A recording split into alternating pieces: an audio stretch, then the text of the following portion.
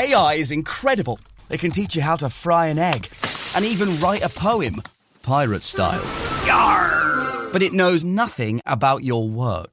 Slackbot is different. It doesn't just know the facts. It knows your schedule. It can turn a brainstorm into a brief. And it doesn't need to be taught. Because Slackbot isn't just another AI. It's AI that knows your work as well as you do. Visit slack.com/meet Slackbot to learn more. Kaylee Cuoco and Sam Claflin star in the MGM Plus original series, Vanished. When the man Alice loves disappears on a train to the south of France, every romantic memory becomes evidence. Every intimate detail, a potential threat. She thought she knew everything about him, but she may not even know his real name. 4-part thriller Vanished premieres February 1st on MGM Plus. Finding the truth is a dangerous affair. Okay, so today's guest is Jaclyn Johnson, founder and CEO of Create and Cultivate and Invest with Cherub. She's built purpose-driven platforms supporting women in business and hosts the podcast Work Party. But more recently, Jaclyn, I guess we're going to expand on your own personal journey in Cancerland. So welcome to My Breastie Says. Yeah, thank you for being here. Being part of this club, unfortunately. But thank you for sharing and offering to come on here and just be so open with us and hopefully inspiring other people going through it right now. So. Yeah, absolutely. So happy to be here. Thank you. So are you, like, when were you diagnosed? Yeah, so I was diagnosed in around September timing, September, October. It was basically, as you know, such a process of drawn out experiences. I actually had made the move from Los Angeles to New York, and when I was in LA at the beginning of this year, I went for my general, checkup, and she was like, you need to get a mammogram. She wrote me a prescription for a mammogram. And then within the next few months, I was like, I'm moving to New York. I have to sell my house. So I just pushed it away and was like, okay, I'll deal with that. And this was just it's just time, just a routine thing. Mammogram. Okay. Just time. I turned 40. So it felt like it was just a next step. And then I got to New York and was getting settled. And so this is April, May timing. And I kept getting the alert from the LA one that was you need to book your mammogram. You need to book your mammogram.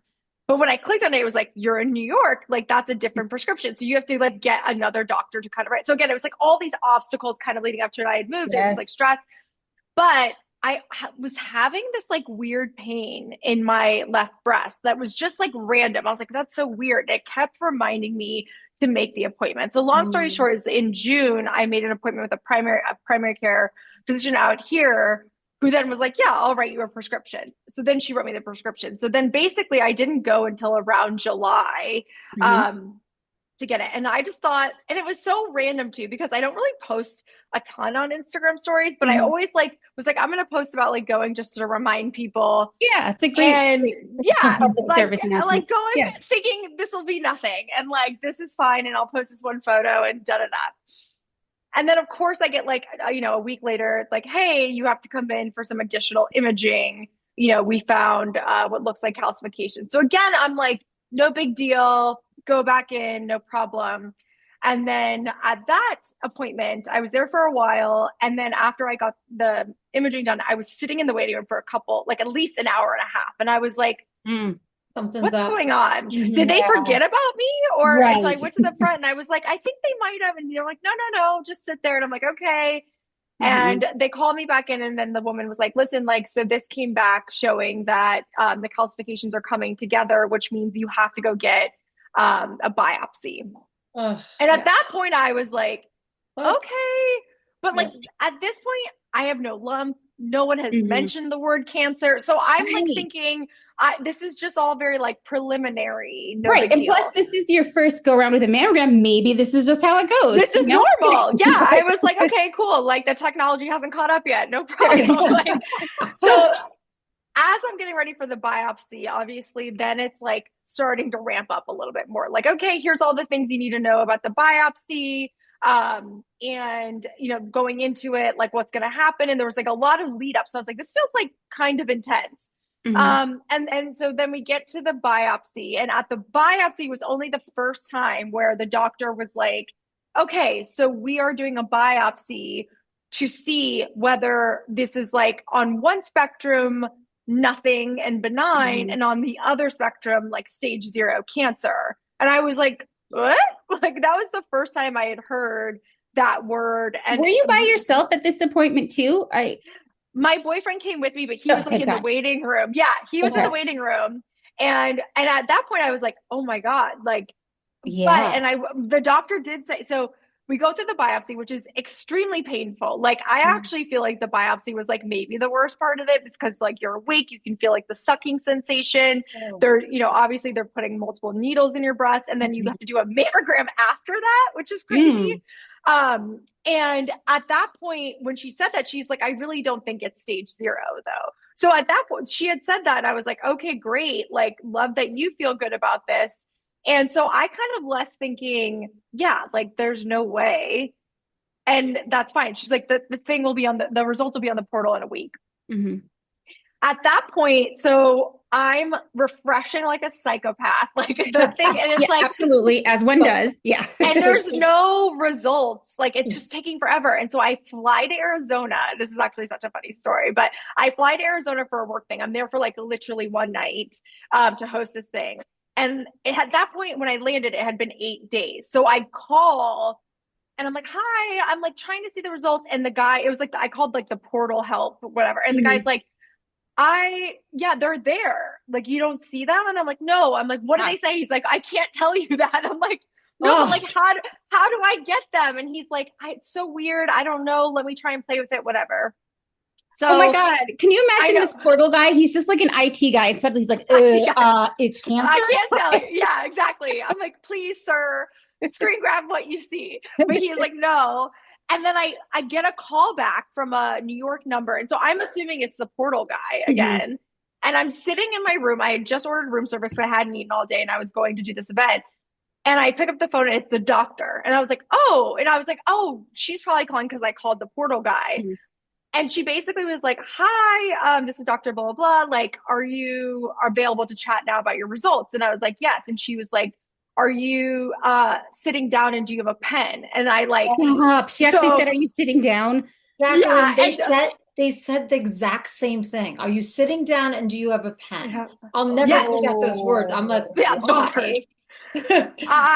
Why? So at that point, someone knocks on the door and it's the room service guy. So I go open the door and I let the room service guy in, and he's like putting the plate down, and I put her on speakerphone. I was like, yep, okay, go ahead. She's like, so it's stage 0 cancer. And the room service guy's like, oh God. And he's like, I need a signature. And I was like, and he just was like, never mind, and just like ran out. I was like, oh God, this is a nightmare. And I was like, okay. And so she's like, you need to write this down. Like, you need to write down DCIS. You need to write down like state or like level 2 aggression. You need to write. So I'm writing all this stuff down. I'm like, and like my mind is like racing. And she was like, so here's what you need to do. You need to get a doctor, like or a surgeon. You need to go to like MSK or NYU or whatever. And like, write this name down. Here's some recommendations. Like, it goes by so fast, as you guys know. Like, you're just kind of like absorbing as much as possible. And yeah, that's kind of how it all happened. Oh my God. So what was it? So you said it was stage, was it HER2? So no, not HER2. It was double positive. So stage 0, double positive, level 2 aggression, stage 0, double positive. And the level 2 aggression is the one that's the scariest, right? Yeah. Level 3, because I had HER2. Yeah, which is so scary. Yeah. And so basically from there, I went onto the MSK website and just like submitted. Like, I didn't have a connection. Like, after I had talked about it, so many people reached out. Were like, we could have introduced you, but they were just really quick to get back to me and super informative, and like were able to like really kind of give me all the information I needed very quickly. Were you freaking? Because right now I'm like going back to where you were. You're in the middle of reacquiring Create and Cultivate. Yes. I had already reacquired it at this point. Oh, so But I'm in town that night. I'm in town for a dinner I'm hosting. Okay. And I literally, like, I get there and I'm just like, it feels like surreal. Like your whole world is spinning.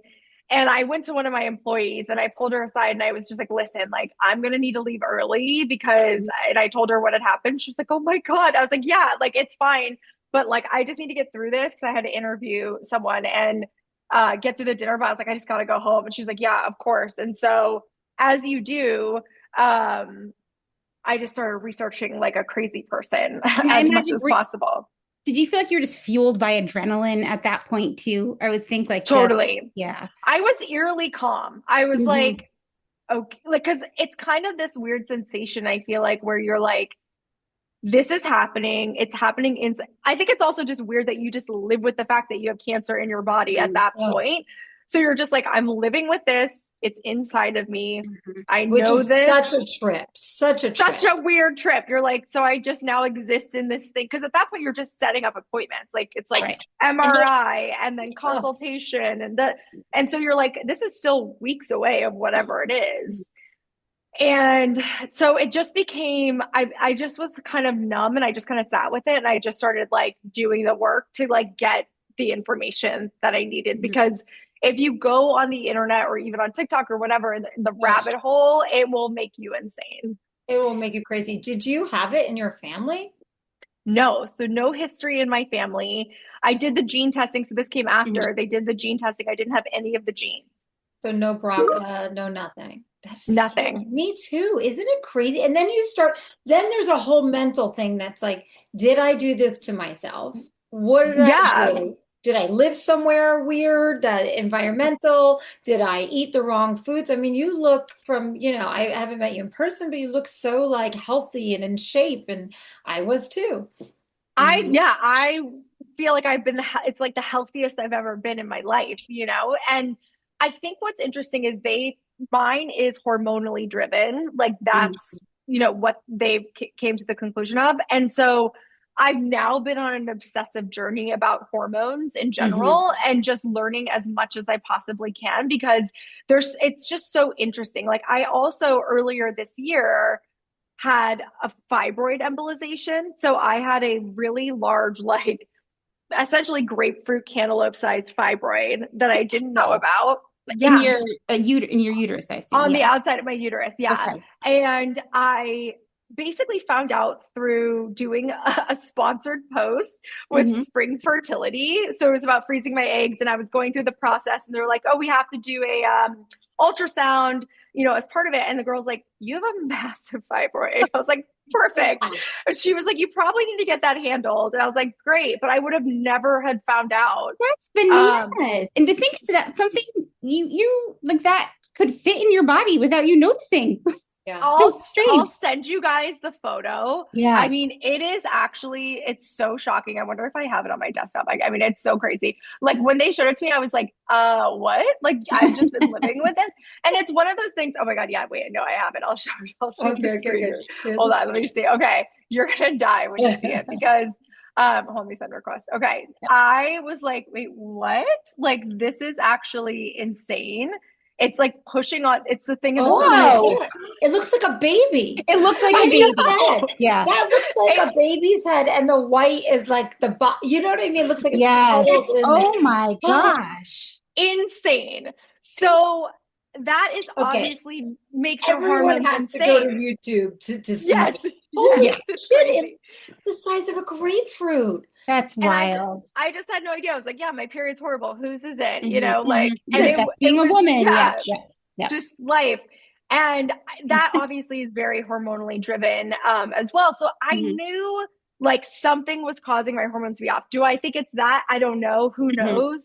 But I think like it all corresponds with like how you're, again, within your body, all the things that are happening. Right. That is interesting that like all in a short span of time, you're like, oh, my hormones are doing crazy shit in my body. Like they're making things, they're building that Yeah, they're building weird things. Yeah. I think it's interesting that you're diving deep into like so much knowledge about hormones because, well, you're too young yet, but soon, and especially having had cancer, you're going to have to decide about that big decision. I'm at that decision right now. Do I do hormone replacement? Do I not?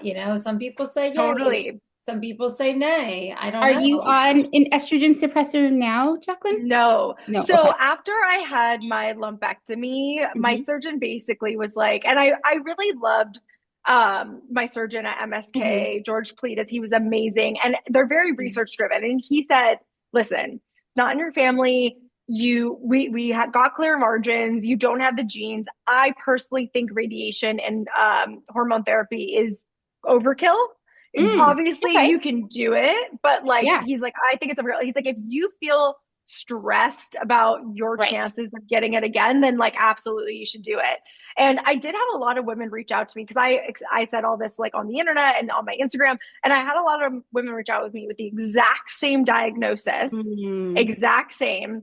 And the treatments were wildly different for everyone. Some people were pushed into a mastectomy, and they were like, that they said that was my only option.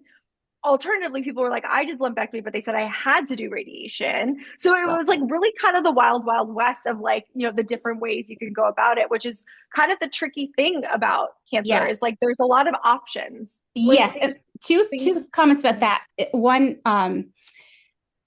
so as a physical therapist who like works, I haven't been diagnosed with breast cancer, but working with lots of women who have, just that stress, number one, of like, you're the doctor. So the fact that like, there is a little bit of like, so you could do this or you could do that, like you making that decision, I think is a lot, like that's a lot to bear. But then also watching women go through that process, the ones who really felt like they had good communication with their doctors, felt like their questions were heard, felt really good about their decision, like just watching them, whether or not they have complications or not, they seem to do much better than those who are like, oh, I was pushed into mastectomy. I really wish I didn't do that. Like, that angst can really pollute the rest of the journeys. Totally agree. And I think like I was so pleasantly surprised by the experience at MSK, where it was like, basically he was like, bottom line, this has to come out. So that's step one. Once we get it was 4 millimeters. So it was pretty small. He was like, once we get it out, then we can like talk about everything. Cause he was even like, the reality is like all the imaging, all the MRIs, like they're an assumption. Like they're like until we literally open you up, we don't know. And there is a lot of women who've had DCIS that have done the lumpectomy and then realize that they're stage 1, or it's a lot more progressed than you can tell, because you really, again, you just don't know until you're in there. And so I was nervous about that outcome, and I was lucky that it wasn't that. But still, it's like, again, it's like, here's the steps, like this is, and then from there we'll make decisions and we'll get more information on your genetics and all those things. It's interesting that we think medicine is so cut and dry and textbook. But there really is so much gray area for me too. MSK helped me. They were my second like opinion, and working with my doctors, Philomena out here. But yeah, I ended up, because of MSK, switching my whole treatment plan. But, oh, wow. Yeah, they were like, I couldn't, the chemo that I was supposed to do, see, my tumors weren't, they were like little rice pin needles all over. So it's not like they could, it's not like a lumpectomy, like I had to get. But no, they were like, well, you could do. So you didn't have to do like treatment. You didn't have to do anything. No. Great. Yeah. Thank goodness. Yeah. Which was like amazing. But I mean, again, he was like, at the very beginning, he's like, what type of person are you? Are you the type of person that is going to have anxiety for the rest of your life about the possible recurrence of this? Or do you want to do the least intervention with the best result? And I was very much like the least intervention with the best result for a few different reasons. One is like, I am not good with sitting still and like recovery and all of like surgery in general. So like the thought of a mastectomy and reconstruction felt so daunting to me, and that felt more overwhelming to me than the thought of getting cancer again. And so different. Yeah, it's amazing. So different. And like I felt like it was really interesting because like for him, he was like understood, and like that totally makes sense to me, and I get it. And I was like, however, if you said to me, you should get a mastectomy. That is my recommendation. I would do it. Like, but if you're telling me I have optionality, like I'm going to take the optionality.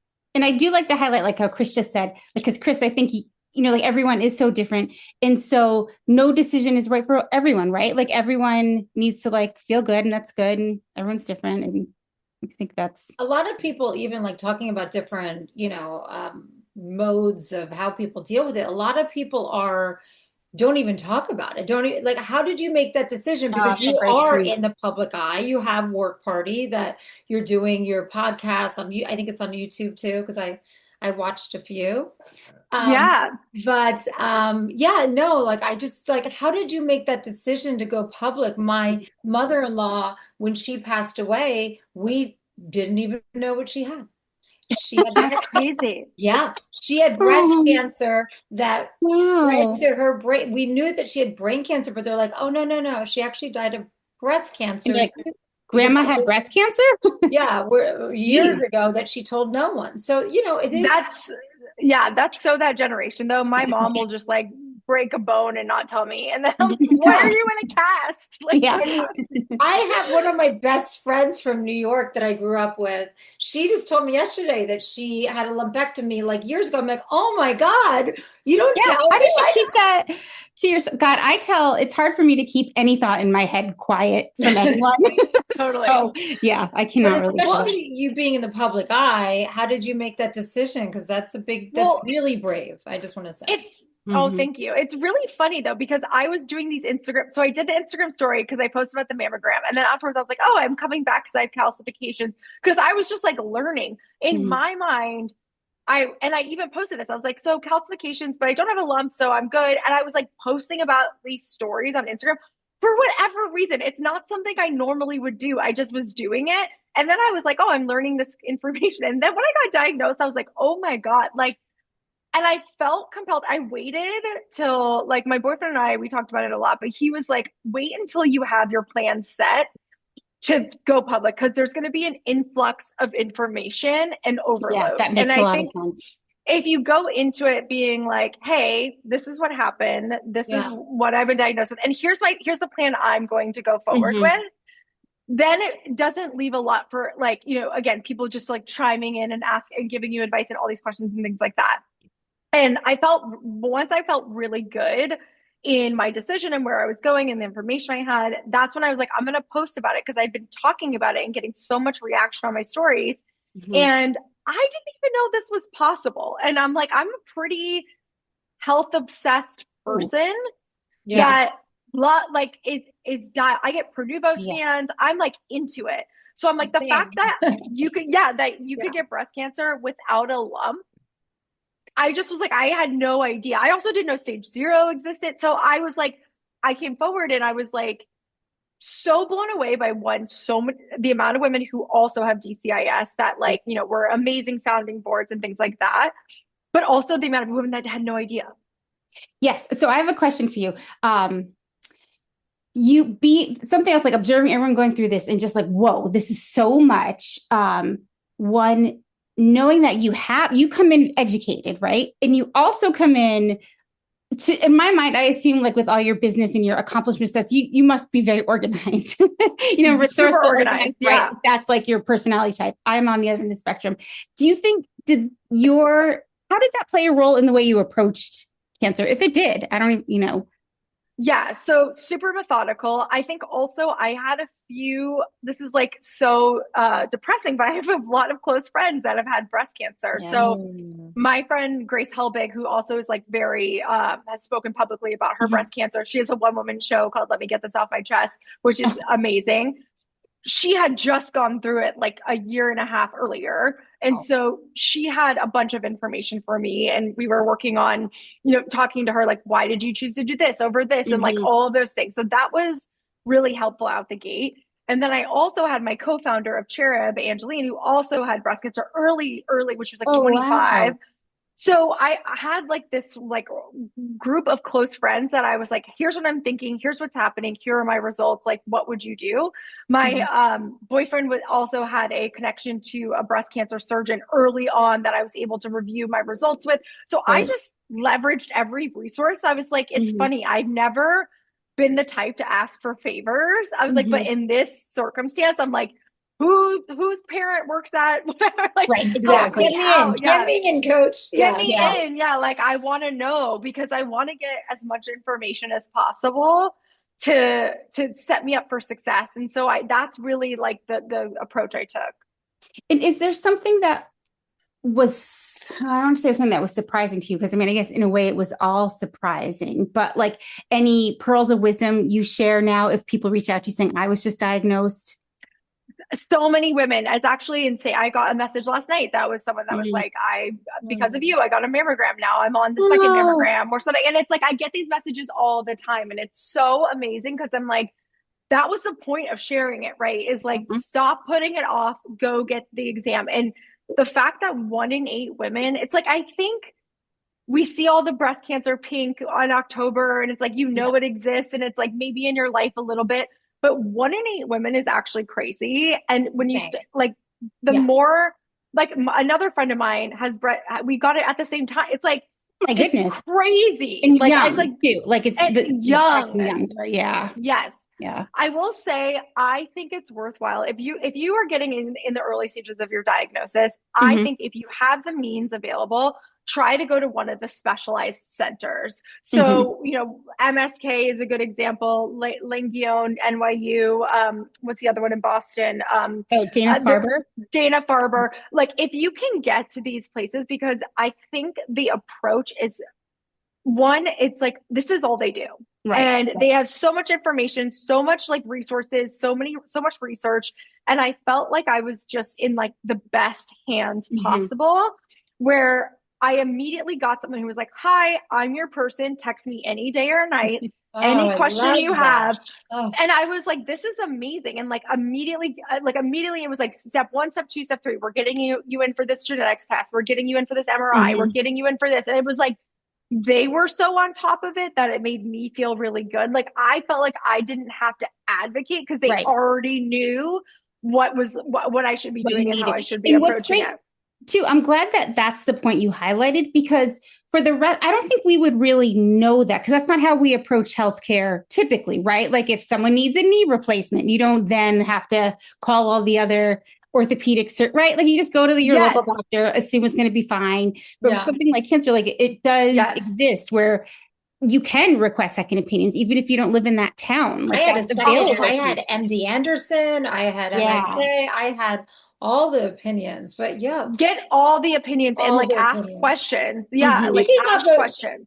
Speaking of opinions, Jaclyn, since you are, so in the public about, all your journey and stuff, do you get, because I'm on the same wavelength as you as far as like get tested, do the things, do you get any like pushback? And because I have gotten some negative also, like judgment, right? Because that sucks too, because it's like everyone's path. But how are you doing? I feel like for me, it was like overwhelmingly positive. I think more people had a lot of questions around why I chose to do the things I did when they had done other things. So I think that was like the main kind of questions I got around it. I wouldn't say there was anything too negative. I did have a lot of people ask me like, why didn't the Prenuvo pick this up? And Prenuvo states like on their site that they do stage 1 and above, like that's what they could pick up. But I don't even know if they would have picked up the calcification. So it's like, so I did get some questions around that, like, why wouldn't that have happened? But I think overarchingly, it was just a lot more questions around like specifically treatment and why I didn't do a more aggressive approach.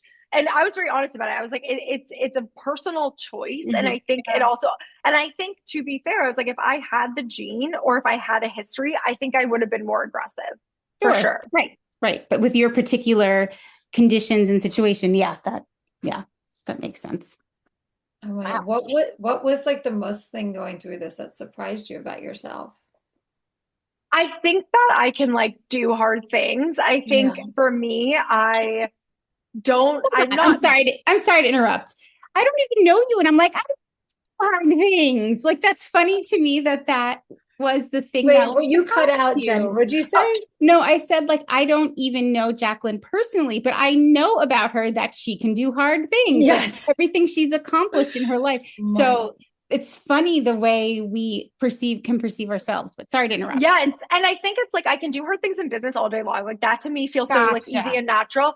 With health, I like for many, many years, like when I was building Create and Cultivate and So Busy, I just put stuff off all the time. And I think it's like, I think one thing I learned was I get results and I'm like, and if it's like, there's no problem, I'm like, great, see you next year. And I don't really dive deep into like, okay, but my levels are a little bit, or like, this is interesting, or why is this? And then why am I still feeling this way? Like, just because it says I'm feeling better, why is this still hurting me or bothering me or whatever? It's like getting more to the root of things, I think is like really important, because I think like, especially because I was getting that pain, I was like, your body's talking to you all the time. And like, I just think I didn't listen for a long time. Yes. Well, it's hard to know what to listen for, right? Yeah, right. You know, like you can think you're listening, but yeah, that's really interesting. What does your aftercare look like? I know that you said that it was reactive towards hormones, so you're on certain types of. So I opted not to do the tamoxifen, and so currently I have to go back every 6 months and get obviously scans and mammograms and things like that. If anything else appears like that feels suspect or whatever, then I would go into the radiation stage, and then obviously the hormone suppressants. But I decided to kind of see how the results land. And then obviously we got clear margins and had a good result with the surgery. So that's what I'm focused on now.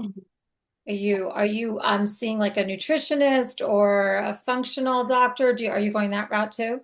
Yes. So I'm doing that. I'm also doing in the next few weeks some blood work that is specifically a hormone panel that will tailor specific vitamins to me, or even things like that. Amazing. So I'm just diving into more of the hormonal health. Like obviously perimenopause is like right around the corner, all these things. So I'm just trying to get a grasp of what is baseline and where am I in terms of like the spectrum, because like that's where you can start to like make changes and really like measure results. So that's kind of what I'm focused on. It sounds like your healthcare is now a business for you too. The way you're reimagining it, right? Which is like, it was like your angel on your shoulder, like, hey, this is your number one business. No, I mean, and you have to, just in the way you invest in work or invest in whatever, you have to like invest in your health as well. Exactly. I was going to say too, back to the like reviewing your hormones and doing the deep dive. If you haven't already, or for listeners too, something else to kind of think about, like numbers are important, but a lot of us aren't taught what estrogen does and how it affects our body. It's something that's coming up a lot on this podcast. I'm perimenopausal. I didn't notice I was perimenopausal until my shoulder froze. Like that was a symptom, and that was never a symptom I, even as a physical therapist, associated with menopause and estrogen. So like just trying to like, there should, trying to educate ourselves that way. I wish that was built into. There's no information. Like literally, it's like, you just kind of like, one day you're like, okay, why am I like drenched in sweat in the middle of the night? And then are the like, why am I cranky? Like all these things you think like, oh, it's because my husband's stupid. Totally. Yeah, because my husband's an idiot. Oh no, it's my husband's great. But like the forgetfulness, the things. I mean, the problem with perimenopause and menopause is there's so many symptoms. It's not like it's not like cramping or that's true. That's true. It's a lot. Right. It's more nuanced. Yeah. Because when we get our periods, we kind of like know what that looks like. Exactly. But we don't necessarily know what it looks like when it's leaving. But that's so true. I really want to thank you for coming on and sharing your story. And we have to have you back again, and with all your research you're doing and on. I'll keep you posted. I'll keep you posted. Definitely. I might need to get that whoever you're going to for that hormone panel, because I would love to hear about that. I'll send you guys the link. Actually, it's called Joy and Stokes. I don't know. It's like pronounced kind of weird. I go to that. One of my friends, I'll give her a plug right now, Allie Webb, who started Dry Bar and now just released It's Messy, great hair product. She referred me to them. Yeah, I heard. Oh, yay. Oh, So that's great. I've been working with them for a little bit. Oh, amazing. And I love Allie. Allie's a good friend of mine too. So it's like, oh my God, so crazy, so crazy. She just moved out of Los Angeles too. Napa, I know. It's so funny. I know. I'm happy for her. 6 degrees of separation, right? It's a very Always. small world. Well, thank you for being on our podcast. And yes, of course. All your ventures, and we can find you at Work Party and anywhere else. All the things. Yeah, I'm at Jaclyn R. Johnson on Instagram. Awesome. All right, Jaclyn. Perfect. Talk soon. Thanks, ladies. Okay, bye.